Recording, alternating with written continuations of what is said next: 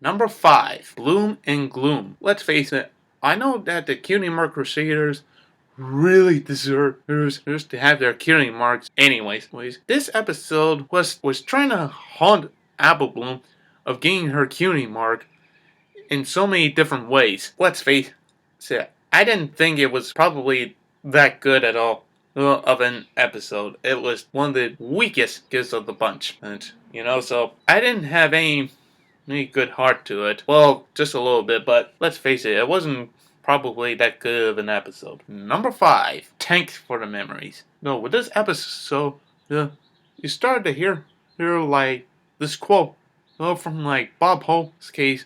It was Bob Hope that says, "Thanks for the memories." And that's why I think about this episode was kind of like a reference to like that quote that Bob Hope just once said in the Western movie. Number 4, Appaloosas Most Wanted.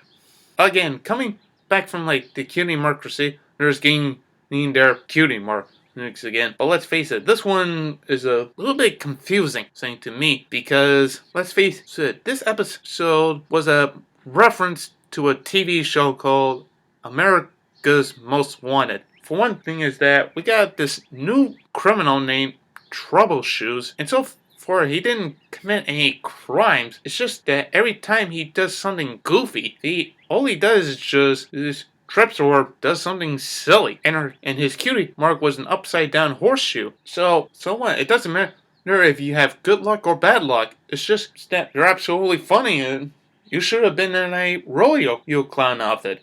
Wouldn't that make any sense? But this one was probably not one of the best ones out of all. There's only like a few episodes, and this one doesn't really cut it. But let's face it, it wasn't that really good. Number 4, Amending Fences. Whew, I'll tell you what, we don't get to see that Twilight and Spike ever trying to go back to her home back in Camelot. So this is like the first time we ever see the two of them going back to their home, and we get like a bit of like a continuity going on now from like the very first season, the very first episode of when Twilight started to look at the book for Nightmare Moon and the whole Elements of Harmony thing. That's kind of amazing thing, just to see that. But not to mention, Twilight hasn't seen her Camelot friend in forever. It's been like almost like 5, possibly like over 5 years. It was before becoming an alicorn. She totally forgot about her friends in her Camelot. And heck, she haven't seen Moondancer in quite some time. But then when her and Spike and her friends go all the way to Moondancer's place, she was so busy just doing some other stuff that she completely forgot why she hasn't seen her friend in a long time. Number 3, Do Princesses Dream of Magic Sheep? I can understand why most people think that this episode wasn't quite good, or most of our people think that this was sort of a good episode. To me, I'm kind of with the people with the sort of kind of way. Though let's face it, we do have like a little bit of continuities going on. With Spike becoming like sort of a knight in shining armor with a cape, riding on a giant derpy. Flyer and Bun Bun looks like Cat Dog.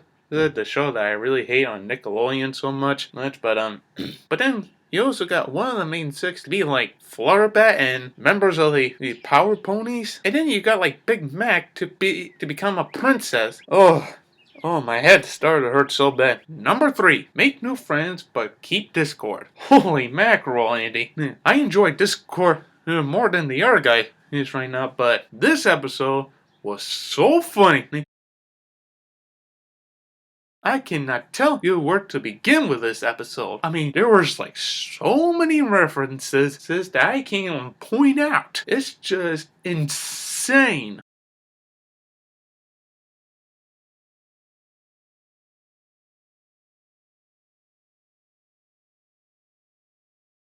Number 2, Princess Spike. Let's face it, I didn't think this Spike episode was gonna cut it. This episode where Spike tried to help Princess Twilight Sparkle because she was so dang tired. That she can't do some of her princess stuff. But then Princess Kate just sure let Spike try to do the work for her. And let's face it, I kind of like it better if 3 of the princesses would like to help Twilight than Spike, you know? And let's face it, I'm not trying to put a blame on Spike here, but let's face it, putting Spike on the job, I know that he's Twilight's helper, well, I can totally see that, but let's face it, all the time for the rest of the episodes with Spike in it, he doesn't do anything good. He just messes things up. And let's face it, that's kind of really disappointing for me, for Spike to do something good in life, but then something went wrong, and then nothing ever gets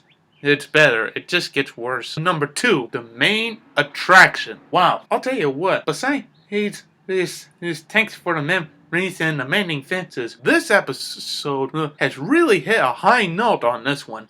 Thanks to Amy McIntyres Rogers for our final episode before going to Disney. Which, by the way, hey, Mrs. Rogers, I applaud you with this really awesome episode that you did of the main attraction. It was well written and done. It was absolutely beautiful, and especially to the guest star of the main attraction, Lena Hall. Your singing was absolutely wonderful.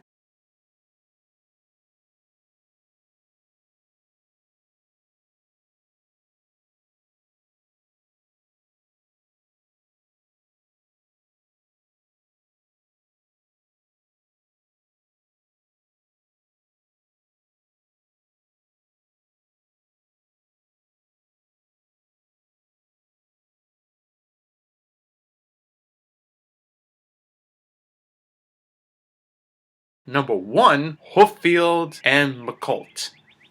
Ugh, let's face it, this episode really ticks me off for some odd reasons. Let's face it, I know that it was supposed to be like sort of a huge big resemblance to the Hatfields and the McColts, and let's face it, it was two family feuding over years ago, and that was like during like possibly like in the Civil War thing, but in this case, it was like in those Smoky Mountains, But let's face it, this episode didn't got my attention. I mean, I really like history so much, and I read about the Hatfields and the McColts, family feuding and stuff. But when this episode tries to do something like historical thing on the Hatfields and the McColts, it kind of sort of have this whole family feuding. I can totally agree to that, but let's face it, it didn't quite get to my attention. I think that was probably like a good episode in season 5 of MLP.